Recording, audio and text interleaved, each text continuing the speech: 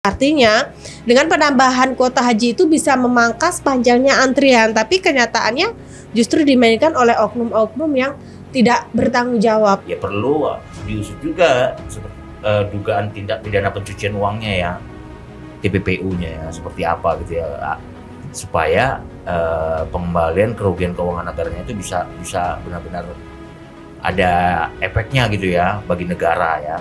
Ya, membuka kasus ini secara terang benderang itu mungkin juga bisa menjadi obat dari rasa sakit hati masyarakat yang ingin berangkat haji tadi ya. Iya.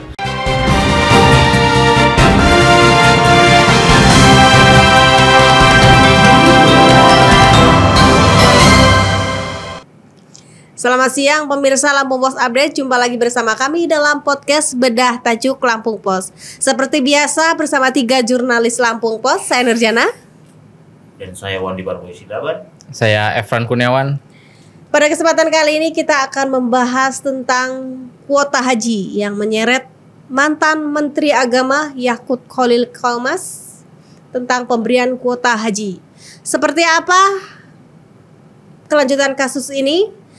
Jangan kemana-mana, saksikan terus Bedah Tajuk Lampung Pos. Namun sebelum kita lanjutkan Bedah Tajuk kali ini, mari kita saksikan video editorial berikut ini.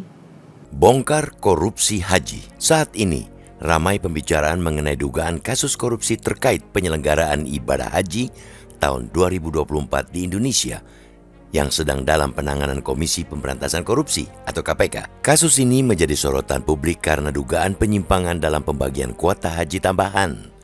Mantan Menteri Agama Yakut Khalil Qaumas yang menjabat pada periode tersebut telah dimintai keterangan oleh KPK sebagai saksi. Dugaan awal mula kasus pada tahun 2024, Indonesia mendapatkan kuota haji tambahan sebanyak 20.000 jamaah dari pemerintah Arab Saudi.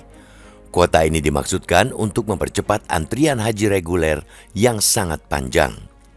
Dugaan pelanggaran utama dalam kasus ini adalah adanya penyalahgunaan wewenang dan perbuatan melawan hukum dalam pembagian kuota haji tambahan. Berdasarkan Undang-Undang Nomor 8 Tahun 2019 tentang penyelenggaraan ibadah haji dan umrah, kuota haji dibagi dengan proporsi 92% untuk haji reguler dan 8% untuk haji khusus. Namun dalam pelaksanaannya diduga telah terjadi penyimpangan pembagian kuota haji tambahan.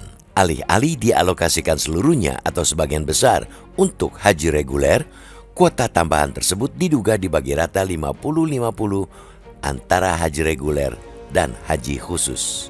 Pembagian yang tidak sesuai aturan ini menimbulkan dugaan adanya praktik jual beli kuota haji khusus. Kuota haji khusus memiliki biaya yang lebih tinggi dan masa tunggu yang lebih singkat, sehingga praktik ini berpotensi merugikan negara dan jamaah haji reguler. Sementara kalkulasi perkiraan kerugian negara di kasus ini dapat mencapai 500 sampai 750 miliar rupiah.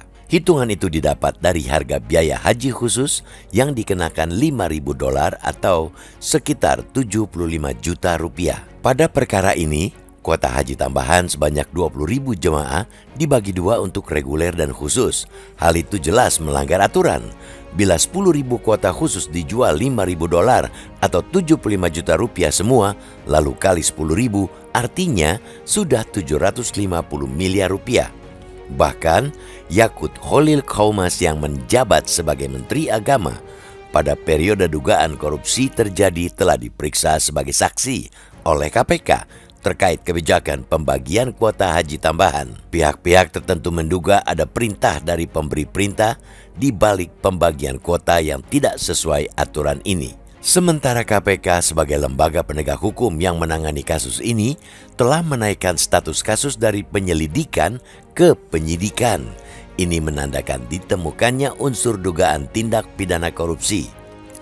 KPK telah menerbitkan surat perintah penyidikan sprindik dengan mengenakan pasal 2 ayat 1 dan atau pasal 3 Undang-Undang Nomor 31 Tahun 1999 tentang pemberantasan tindak pidana korupsi sebagaimana telah diubah dengan Undang-Undang Nomor 20 Tahun 2001. Berdasarkan pasal yang disangkakan, ancaman hukumannya bisa pidana penjara seumur hidup atau penjara paling lama 20 tahun dan denda paling banyak 1 miliar rupiah.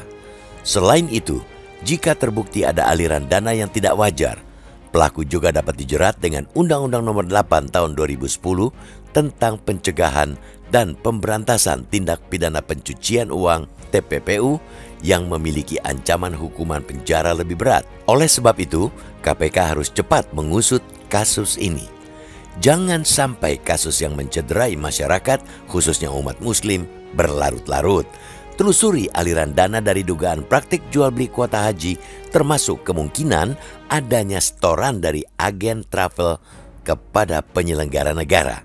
Lalu segera menetapkan tersangka setelah bukti-bukti yang cukup terkumpul dan mengidentifikasi pemberi perintah di balik penyimpangan pembagian kuota.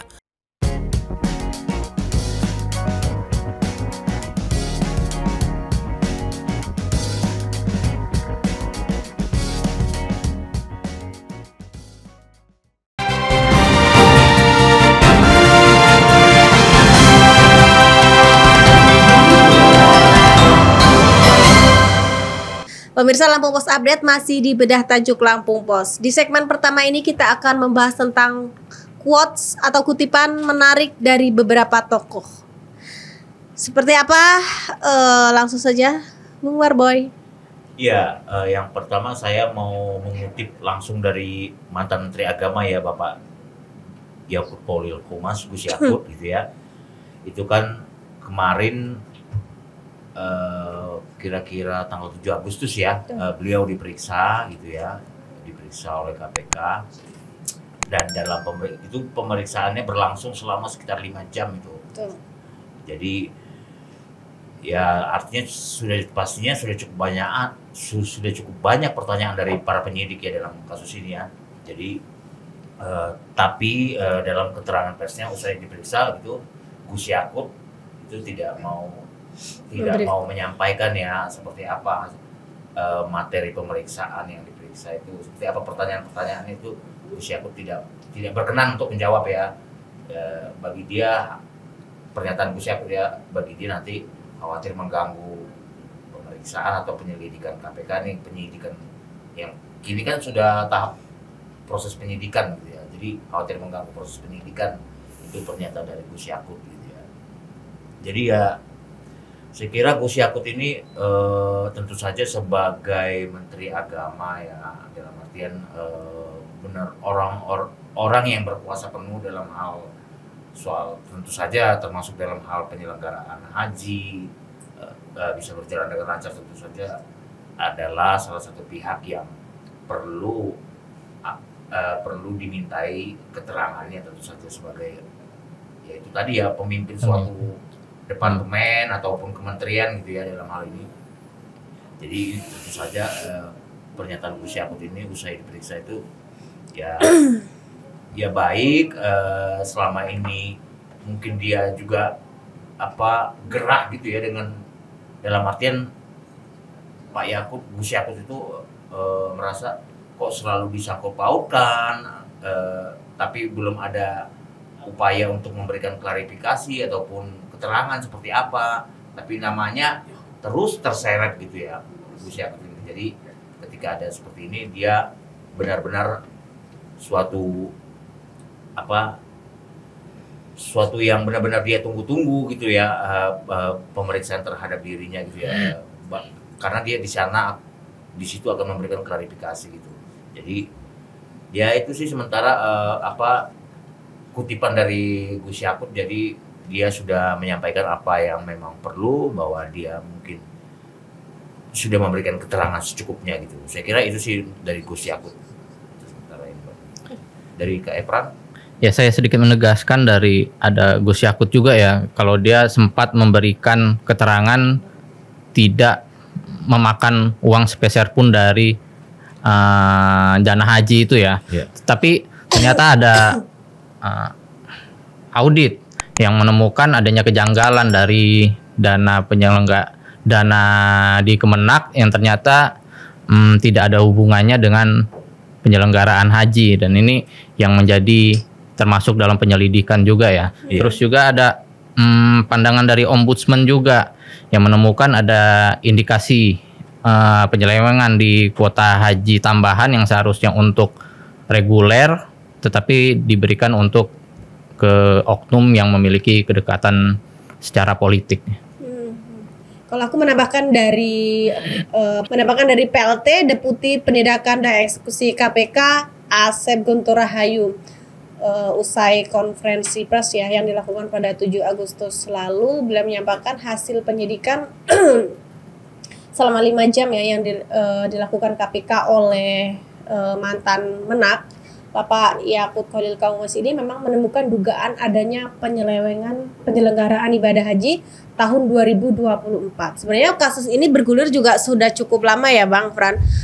Pas kasus itu awal ditemukan atau tercium bau ketidakberesan di penambahan kuota haji ini dari Panja DPR ya, DPR RI. Iya. Pansus. Pansus ya. Pansus DPR 2024. Kasus ini kan awalnya dari hasil pembagian kuota haji ya, ada penambahan kuota haji dari pemerintah Arab Saudi ya, sekitar 20.000 ya.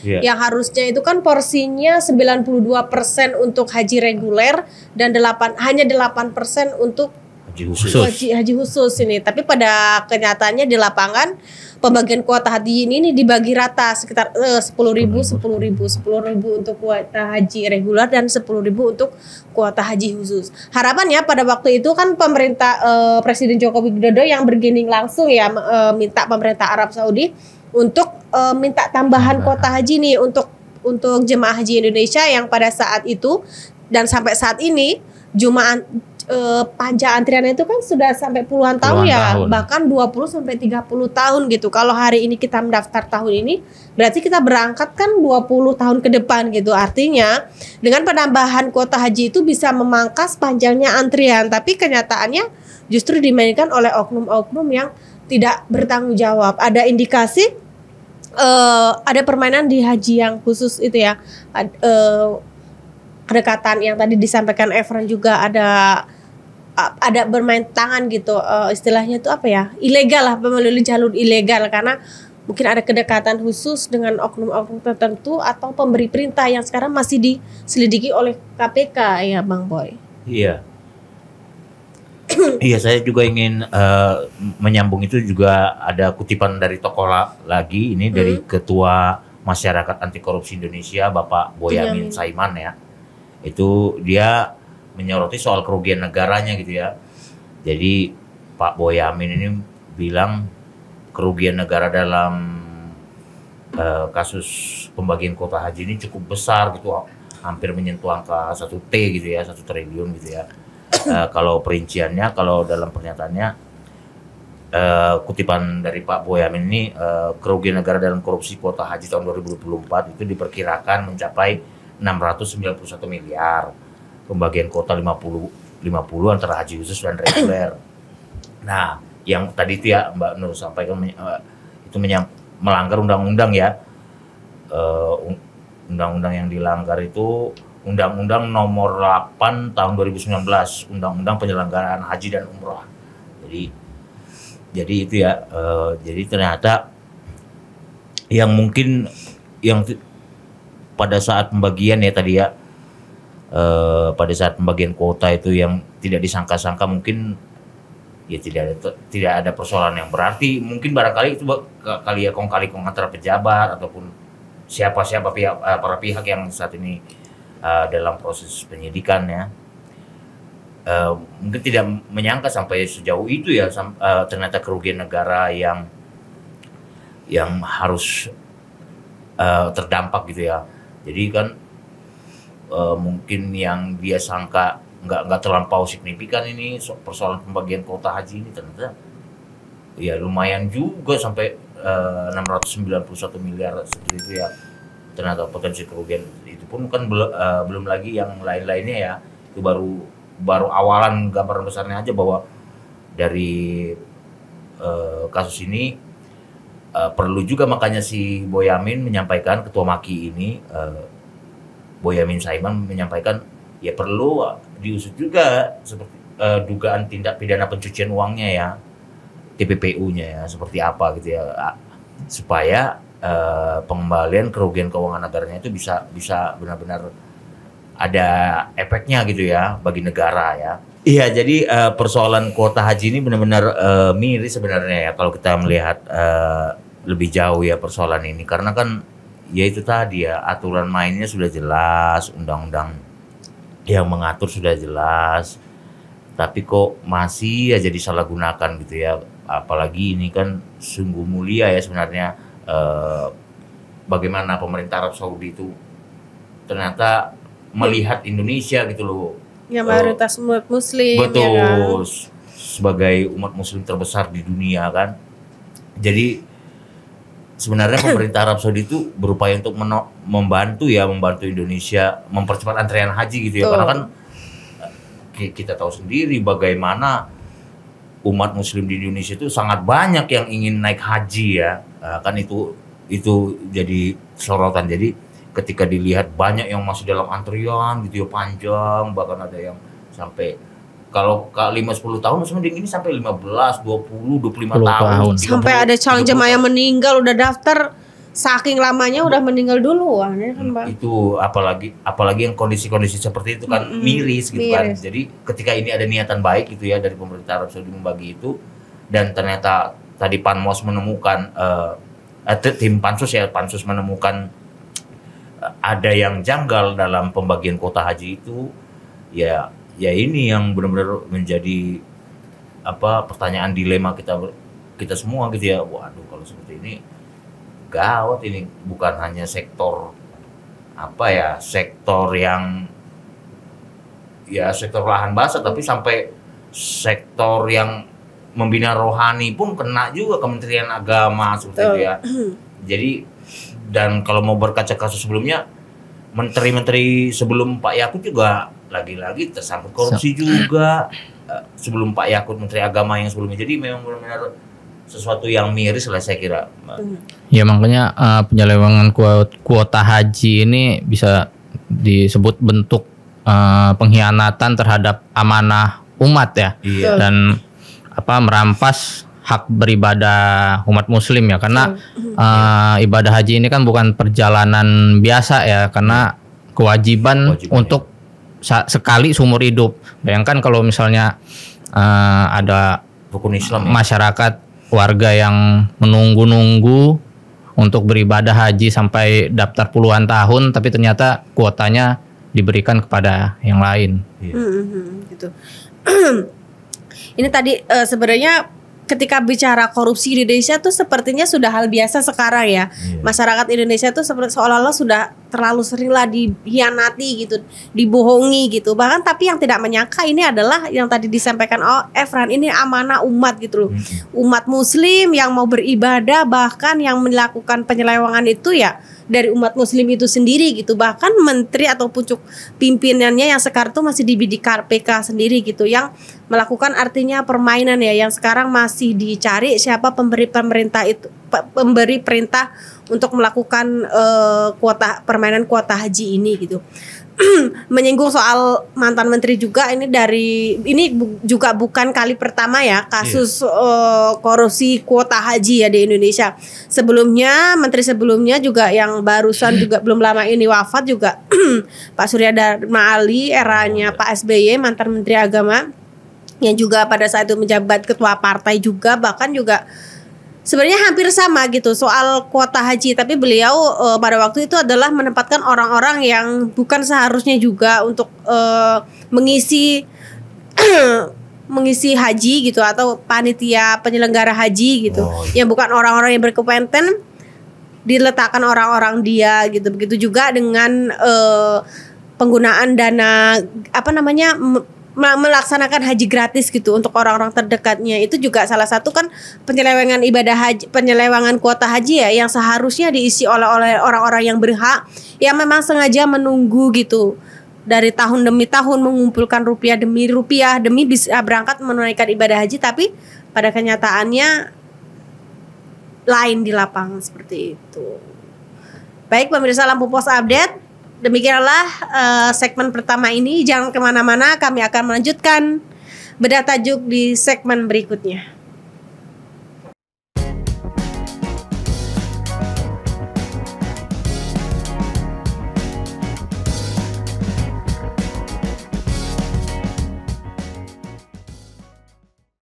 Ya, kita kembali lagi ke segmen kedua kali ini ya. Kita mengangkat persoalan di segmen kedua ini soal fakta-fakta menarik ya yang ada di dalam perkara dugaan korupsi pembagian kuota haji ya tahun 2023-2024. Ya, untuk yang pertama mungkin kita tahu ya bahwa faktanya kasus ini kan sebelumnya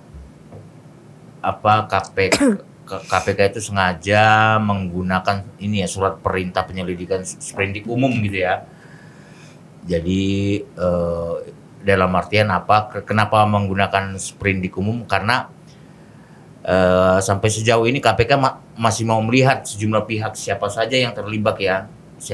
Siapa saja yang terlibat gitu ya dalam perkara ini. Jadi kenapa menggunakan surat perintah penyelidikan atau sprindik umum gitu ya, karena KPK menengarai atau menduga gitu ya masih cukup banyak pihak-pihak yang perlu dimintai keterangan gitu ya, makanya pakai sprindik umum. Dan hasilnya dari sprindik ini KPK menemukan yang pertama-tama itu soal siapa yang memberikan ini ya perintah soal pembagian kuota haji itu ya. Itu kan kok bisa seperti itu, aturan mainnya sudah jelas tadi ya, sesuai Undang-Undang Nomor 8 Tahun 2019 tadi ya tentang penyelenggaraan haji dan umroh, itu sudah jelas aturan mainnya, yaitu bahwa pemerintah itu membagi mestinya 92% untuk haji reguler, 8% untuk haji khusus, itu aturan mainnya. Tapi ini malah dibagi 50-50, 50-50 gitu ya. Jadi itu kenapa di sana ada dugaan pelanggaran ya, karena tidak sesuai dengan aturan main ataupun undang-undang ataupun peraturan ya yang berlaku ya. Nah, jadi fakta pertama itu gitu ya, setelah dimintai keterangan dari sejumlah pihak, itu kan akhirnya dari proses penyelidikan yang berjalan naik ke tahap proses penyidikan. Di sini apa? Kalau sudah naik ke tahap proses penyidikan, kita tahu dalam hukum acara pidana di Indonesia ataupun hukum pidana itu biasanya kalau sudah proses penyidikan itu tahap proses penyidikan artinya sebenarnya sudah ada tersangka gitu ya. Sudah ada tersangka, ataupun calon tersangka ya dalam, dan barang buktinya dalam perkara. Ya, dalam artian kalau kasus ini sudah lengkap tentu saja. Sudah ditemukan dua alat bukti. Dua alat bukti yang cukup, yaitu barang bukti dan sejujurnya saksi-saksi, sejumlah saksi-saksi yang dimintai keterangan gitu ya. Jadi ya meskipun sampai sejauh ini kita tahu memang belum ada belum disebut siapa nama tersangkanya gitu. Tapi tentu saja dalam proses penyidikan ini walaupun saat ini belum diungkapkan, belum di-spill tadi nama tersangka, itu tentu saja sudah dikantongi oleh penyidik ya, tentu saja oleh penyidik yang pertama-tama, hanya belum diumumkan kepada publik gitu ya, belum disiarkan kepada publik. Jadi ya itu saya kira fakta pertama, kasus ini terus bergulir dan sampai saat ini yang menjadi perhatian penyidik gitu ya, tadi itu yang memberikan perintah, kemudian juga aliran dana ya, terkait aliran dana juga menjadi atensi dari KPK juga ya, penyidik KPK, bahwa aliran dana ini kemana saja nih, karena sudah ada beberapa pihak sekali lagi yang diperiksa dan salah satunya pengusaha travel ya. Pengusaha travel juga ikut terdampak ini ya. Bahkan yang cukup fenomenal ini ya, Ustadz Khalid Basalamah gitu ya, yang cukup dia cukup fenomenal dan sudah dimintai keterangan gitu ya. Betapa kasus ini menyangkut gitu ya, jalin menjalin gitu ya, satu sama lain gitu ya. Siapa-siapa saja pihak yang turut menanggung keuntungan dari pembagian kuota haji ini, ya tentu saja salah satunya pengusaha travel umroh ini ya. Saya kira itu sih untuk fakta pertamanya. Dari teman-teman, dari Epron, ada fakta yang lain? Ya, menanggapi fakta pertama tadi ya, kalau misalnya pertanyaannya adalah siapa pemberi perintah, tadi mengutip dari mantan ex wakil ketua KPK ya, Itu karena ini kan pembagian kuota haji itu dia menyebut bukan di level bawah ya. Artinya dalam pembagian itu biasanya di Level pejabat atas. Seperti ya bisa dibilang tingkat menterinya langsung ya. Terus juga ada fakta keduanya juga dari Badan Pengelola Keuangan Haji atau BPKH itu yang mengelola total dana haji yang mencapai puluhan triliun. Ini bukan jumlah kecil ya. Yeah. Tapi dana itu dialokasikan ke kegiatan-kegiatan non haji. Nah, itu yang menjadi penyelidikan juga ya. Betul. Ini ya, menambahkan juga sebenarnya benar ya yang dibilang Bang Boy juga tadi, kasus ini menyeret banyak pastinya kalau ketika korupsi itu tidak sendirian ya, banyak orang-orang yang terlibat di dalamnya. Begitupun dengan kasus haji ini. Seperti tadi juga Bang Boy menyebutkan bahwa ini sudah banyak yang diperiksa ya, termasuk travel agent. Jadi banyak orang-orang yang dibidik di dalamnya gitu. Kalau tadi disampaikan bahwa korupsi haji, pembagian kuota haji ini mencapai hampir 1 triliun, tapi memang sebenarnya belum diungkap secara jelas ya Bang Boy, karena memang sekarang tuh masih dihitung gitu oleh BPKRI berapa total kerugian akibat pembagian kuota haji itu. Tujuan awal dari pembagian haji ini mulia ya sebenarnya, untuk memangkas panjangnya jumlah antrian haji di Indonesia gitu, umat muslim yang mulai balik lah, bisa dibilang yang mulai balik sampai dengan lanjut usia. Harapannya bisa memangkas yang dari 20 tahun sampai 30 tahun dengan penambahan kuota haji 20.000 ini kan bisa mungkin menjadi 15 tahun ya, 15 tahun mungkin ada yang naik ekonominya terus mendaftar menjadi haji khusus gitu, itu jadi lebih pendek lagi gitu. Begitu juga dengan kuota haji reguler ini, ketika ada pembagian haji yang tidak rata ini, yang biasanya haji khusus biayanya tidak semahal pada sebelumnya, sekarang juga menjadi mahal, bahkan biayanya bisa mencapai 300 juta untuk sekali keberangkatan untuk calon jamaah haji ini. Nah, artinya ini kan siapa saja segelintir orang yang menikmati pembagian haji yang tidak merata ini gitu sebenarnya. Gitu. Makanya mirisnya haji ini malah menjadi komoditas ya. Komoditas, betul. Nah, untuk masyarakat yang punya uang bisa berangkat tanpa cepat antri gitu. Tapi sebenarnya ya Fran, kalau pemerintah juga sebenarnya sudah memberikan alokasi khusus nih untuk orang-orang yang memang punya uang lebih gitu. Misal untuk konglomerat, untuk orang kaya raya, diberikanlah jalur khusus, tapi kan memang itu yang secara legal ya, yang kuotanya hanya 8% tadi, hanya 8%. Tapi ini dengan penambahan kuota ini kan dibagi rata 10.000. Artinya yang harusnya haji reguler itu lebih banyak porsinya, ini menjadi sama rata dengan haji khusus. Nah, artinya ada yang dicongkel nih. Ada yang diambil haknya nih, yang seharusnya berangkat tahun ini jadi tidak berangkat yang semestinya gitu. Begitu juga yang haji khusus yang seharusnya membayar tidak lebih mahal, ini menjadi lebih mahal. Itu juga kuotanya porsinya kan jadi lebih banyak. Orang rela membayar lebih mahal, lebih banyak asal bisa berangkat secepatnya gitu dengan kuota haji khusus. Tapi secara legal juga ada haji khusus, tapi kan porsinya tidak sebanyak dengan haji reguler gitu. Haji furoda yang biasa kita sebut dengan haji furoda. Iya ya. Jadi kasus ini kan benar-benar terus bergulir ya. Jadi kita sih mengapresiasi ya, karena dalam artian maksudnya ada kerja nyata gitu ya dari KPK untuk mendalami kasus ini. Mendalami kasus ini, betul sekali.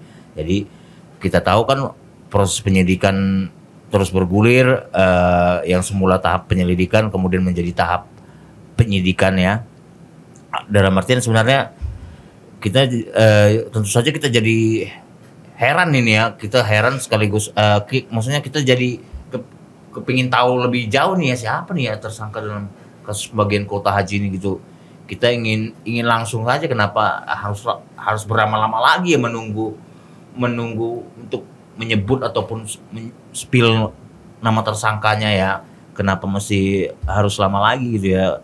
Saya kira ini yang dinanti oleh publik gitu ya. Jadi publik sudah ini ya, tentu saja rasanya ingin cepat-cepat gitu ya, segera mendorong agar KPK itu segera mengumumkan nama tersangkanya gitu ya, menyebut nama tersangkanya siapa gitu. Karena sekali lagi sudah banyak pihak-pihak yang diperiksa oleh KPK, termasuk pengusaha travel gitu ya tadi. Ini kan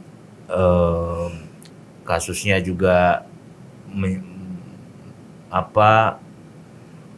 menyeret juga nama pejabat di Kementerian Agama ya, termasuk mantan Menteri Agama Gus Yakut juga terkena, sudah diperiksa, diwawancara. Kepala BPKH mantan kepala BPKH juga sudah diperiksa juga gitu ya. Itu dalam kasus ini. Kemudian kalau kita lihat juga kasus ini kan tadi itu ya, surat perintah penyelidikannya ada sprindik umum gitu ya. Jadi penentuan kuota dan penyelenggaraan ibadah haji itu masih dalam hal ini penentuannya itu seperti dalam kasus-kasus ini perintahnya dari siapa, kemudian siapa saja pihak-pihak menerima aliran dana, ini sekali lagi masih ditelusuri terus ya, masih terus disidik oleh penyidik gitu ya. Jadi ya kita mendorong lah ya, kalau ketika proses ini sudah naik dari penyelidikan ke tahap penyidikan, udahlah nggak usah lama-lama lagi gitu loh. Kita mendorong itu sih sebenarnya, kita sebagai media tentu saja.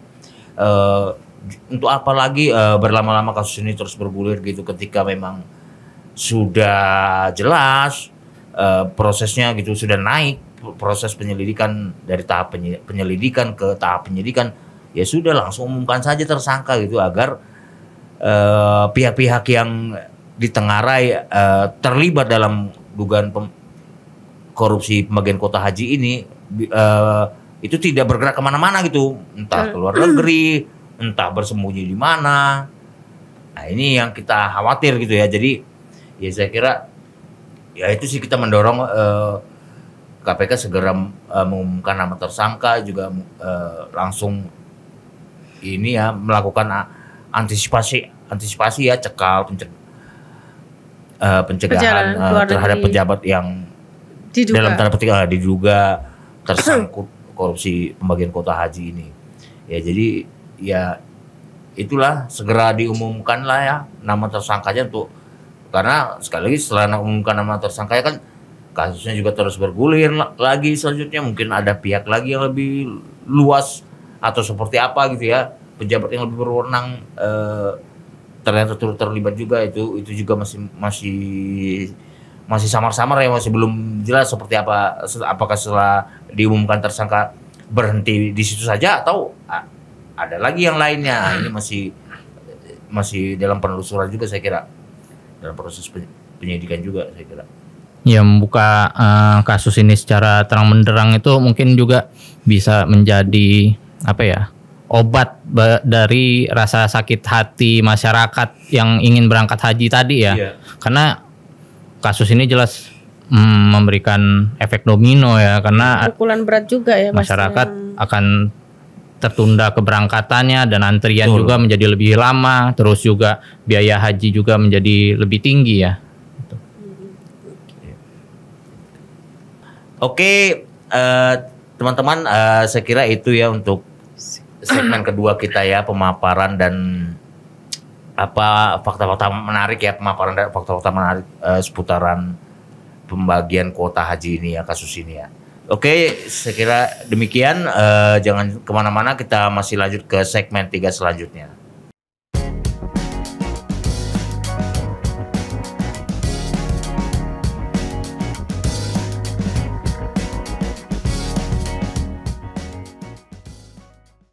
Ya, setelah kita mendengarkan kutipan dan fakta fakta dalam kasus penyelewengan kuota haji ini, kita masuk ke segmen analisis dan teori pakar ya. Dari saya sendiri ada dari sisi ekonominya ya. Para ekonom melihat pengelolaan dana haji ini seharusnya lebih profesional. Dana hingga triliunan rupiah itu diinvestasikan untuk mendapatkan keuntungan yang lebih besar, tetapi harus tetap dalam koridor syariah dan aman. Nah, makanya dugaan korupsi ini menguap. Ini menunjukkan adanya resiko moral ya, di mana pengelolaan dana haji ini mengambil adanya resiko karena untuk kepentingan pribadi. Padahal dana itu milik publik ya. Iya, jadi benar-benar ini ya, miris juga ya. Dari sisi ekonomi juga tadi benar-benar ternyata bukan hanya berdampak secara hukum gitu ya, tapi ada ekonominya tadi ya yang disampaikan Bung Efran. Ya, saya coba menyorotinya dari persoalan tentu saja hukum pidana ya, yang memang merupakan kasus karena saat ini proses penyidikan dan artinya sudah ada bakal calon tersangka ataupun calon tersangkanya ya. Ya, kalau para pakar hukum itu melihat kasus ini dari dua sisi ya. Pertama, sisi penyalahgunaan wewenang. Jadi kedua itu unsur kerugian negara. Jadi dalam hal penyalahgunaan wewenang kita tahu ya, kembali lagi undang-undang kan sudah mengatur ya, Undang-Undang Nomor 8 tahun 2019 tentang penyelenggaraan haji dan umroh itu sudah mengatur seperti apa aturan main dalam hal pembagian kuota haji. Yaitu kalau berdasarkan aturan main ataupun undang-undang yang ada, itu aturannya 92% itu pembagiannya ya, pembagian kuota haji itu maksudnya 92% untuk haji reguler dan 8% untuk yang khusus. Seperti itu. Tapi ya itu ternyata malah terjadi penyalahgunaan wewenang ini ya, yang kita belum tahu siapa yang menyalahgunakan wewenang itu sampai sejauh ini, karena kan belum di-spill nama tersangkanya, belum diumumkan siapa nama tersangkanya. Jadi ini yang masih kita tunggu, tapi dari kasus ini kita bisa melihat ada penyalahgunaan wewenang. Ternyata ada pejabat yang kong kali kong lah ya, pejabat yang kong kali kong dengan pengusaha atau seperti apa gitu, pihak-pihak yang menerima aliran dana ya dari kasus pembagian kuota haji ini. Jadi ini yang masih terus bergulir, tapi kita bisa melihat adanya penyalahgunaan wewenang. Kita soroti soal itunya, kemudian adanya unsur kerugian negara gitu ya. Jadi dari hukum pidana melihatnya pada dua sisi itu. Jadi ya saya kira sekali lagi kita mengapresiasi gitu ya, kasus ini sudah sampai ke tahap penyidikan, yang mana artinya bakal ada calon tersangka ataupun calon tersangka dalam waktu dekat yang segera diumumkan. Dalam hal maka itu kita mengapresiasi hal tersebut ya. Tapi ya itu tadi, jangan berhenti di situ saja, karena dikhawatirkan banyak pihak-pihak yang sudah antisipasi gitu ya, sudah mengantisipasi untuk mungkin untuk bersembunyi, untuk kabur atau seperti apa, itu juga patut kita beri perhatian juga hal-hal semacam itu saya kira. Kalau kita berkaca dari kasus-kasus sebelumnya ya yang melibatkan petinggi atau orang-orang yang bisa mengendalikan wewenang itu ya, pasal yang di dalam kasus korupsi pasti penyalahgunaan kewenangan dan kerugian negara. Pasti dua itu kan saling berkaitan ya, antara ketika orang melakukan korupsi ya berarti penyalahgunaan wewenang, dia sebagai orang tertinggi atau pucuk pimpinan yang bisa mengendalikan situasi atau mengatur kebijakan gitu. Begitu juga dengan kasus pembagian kuota haji. Ada pembagian 10.000 itu juga artinya kan hanya orang tertentu nih yang bisa melakukan pembagian ini yang secara merata, yang harusnya kan 92/8% dari total. Kalau sebelumnya kan setelah ditambah dengan penambahan kuota haji dari pemerintah Arab Saudi itu sekitar 224.000 kuota ya. jumlahnya gitu untuk keberangkatan haji di 2024. Sedangkan kuota khususnya tuh kalau nggak salah cuman 19.000 sekian gitu untuk jamaah haji khususnya gitu. Tapi ya balik lagi ini menjadi perhatian khususnya buat pihak-pihak terkait, KPK, Kejaksaan Agung untuk terus mengawal kasus ini sampai benar-benar tuntas gitu. Sebenarnya banyak kasus korupsi yang ada di Indonesia sampai sekarang juga masih terus bergulir, tapi ini luar biasa lah kalau menurut saya pribadi karena ini menyangkut dana umat gitu dan dilakukan oleh pastinya orang-orang yang berilmu, beriman gitu dan mengakui Tuhan Allah Subhanahu wa taala gitu yang memang Allah Subhanahu wa taala gitu dan bertujuan mulia untuk menghantarkan umat muslim untuk menyempurnakan imannya ya, untuk melaksanakan ibadah haji ke tanah suci gitu. Tapi dengan adanya kasus ini juga miris gitu sebenarnya. Kenapa justru orang-orang yang ingin menunaikan ibadah haji ini, harapan ya kasus ini benar-benar tuntas dan KPK bekerja keras untuk segera mengungkap siapa saja termasuk dalang di balik korupsi yang menyeret mantan Menteri Agama di era Bapak Presiden Joko Widodo gitu. Ya makanya korupsi di Indonesia ini seperti kultur ya. Artinya ketika ada budaya ya, kultur kekuasaan, artinya ketika ada akses dan kekuasaan maka kebijakannya bisa dimonopoli dan penyalahgunaan itu ada potensi di situ gitu.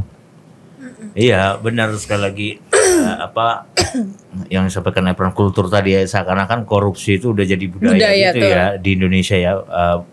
Orang kan kalau sudah dibabat, kalau sudah diberantas korupsi itu harusnya kan makin terkikis ataupun makin habis itu.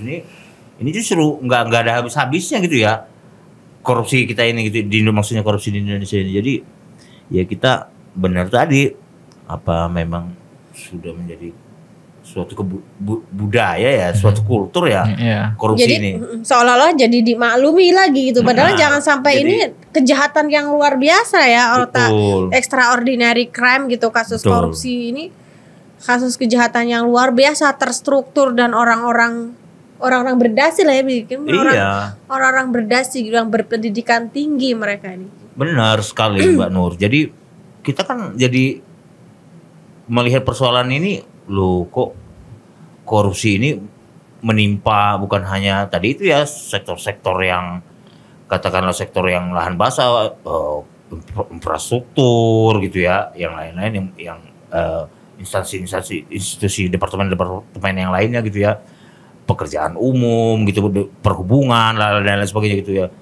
Kok sampai juga korupsi ini menyentuh Kementerian Keagamaan ya, Kementerian Agama. Jadi benar-benar ya kita benar-benar miris lah ya, korupsi bisa sampai sejauh itu gitu ya. Korupsi bukannya habis tapi dia korupsi terus gitu ya, seakan-akan dia terus berakar gitu ya, dia nggak ada habis-habisnya gitu ya. Itu satu sisi. Nah tapi memang benar persoalan karena dia menyangkut Kementerian Agama gitu ya, yang kita tahu banyak unsur moral di dalam institusi ini gitu ya. Kementerian Agama mestinya sebagai benteng ya, sebagai benteng moral, benteng penjaga iman seperti itu ya, institusi ini diharapkan.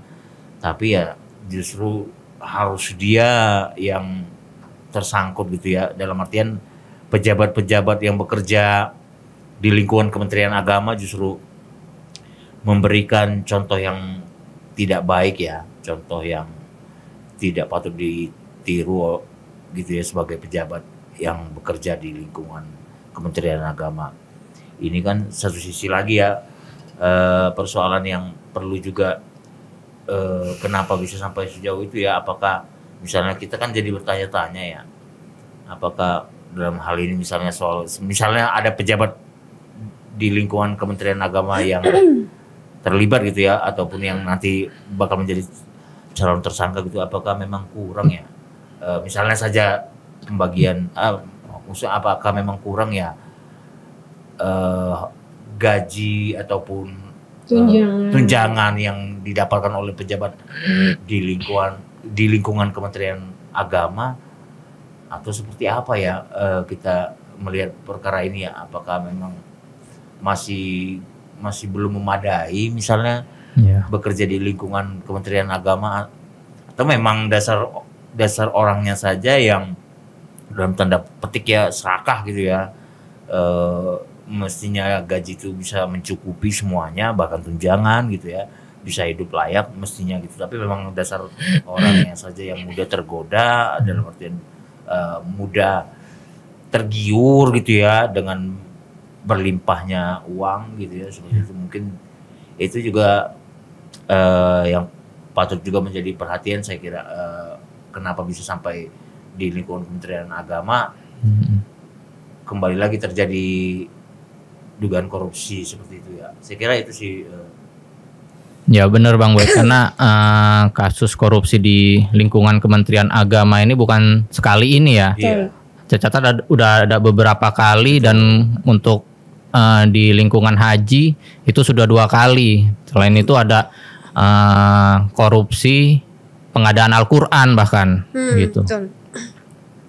Ini sebenarnya sangat miris ya. Iya. Yang nggak cuma di Kementerian Agama sih, di semua kementerian di semua kementerian, termasuk Kementerian Pendidikan, terus juga yang lain-lain itu juga sebenarnya kan amanah ya, yang harusnya disampaikan untuk didistribusikan kepada masyarakat supaya kesejahteraannya juga tercukupi gitu. Sebagai masyarakat Indonesia tentu sangat berharap kasus ini cepat selesai, kerugian negara juga bisa dikembalikan, tersangkanya juga bisa dijerat sesuai dengan hukum dan undang-undang yang berlaku.